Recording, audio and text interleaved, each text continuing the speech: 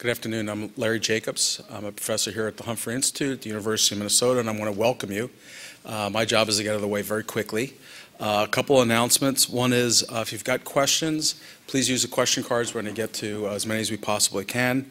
Also, please shut off your cell phones, and by shut off cell phones, this is kind of like the airline approach of literally shutting them off rather than lowering the beep.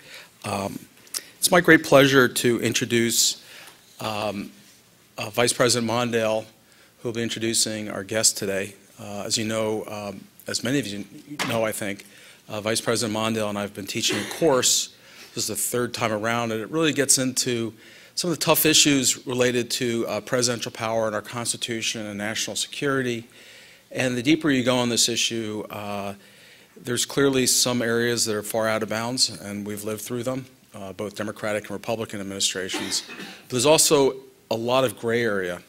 And I think this class and the students have gone through it have really benefited from a very serious discussion about how America balances national security and our constitutional system. And it's been one of my great privileges in my career to have had the opportunity to teach with Professor Mondale. So without further ado, Vice President Mondale.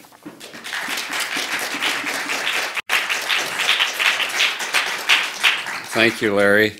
This morning we had a wonderful class with James Comey as our professor, and I'm sure we're going to be thrilled by his presentation today. He's a remarkable example of public service, of public lawyers who remember their function in obeying and enforcing the law. He has served in many positions in the U.S. Attorney's offices, and finally as U.S. Attorney himself, finally ending up as the Deputy Attorney General of the United States. He has tried some of the toughest cases, the Gambino case against the head of the mafia. He was involved with the Khobar Towers litigation. He's been involved in a wide range of the toughest challenges of all. He's now General Counsel of Lockheed Martin, but the thing I want to talk about is the time he spent as Deputy Attorney General, because I think it says something very important about him and sets an example for America about how we must deal with tough issues. As you know, I'm sure, or read, when he became Deputy Attorney General, one of the issues that arose was whether the President, the White House, had to comply with the provisions of the Foreign Intelligence Surveillance Act, which is a bill that, or act, requires a president to gain authority from a foreign intelligence court. It's made up of federal judges in order to conduct surveillance. It's a complicated issue, but the question was then whether the president, because of the unique powers of the president or other reasons, was beyond that law and unaccountable to it, or whether even the president had to comply with the terms of that law.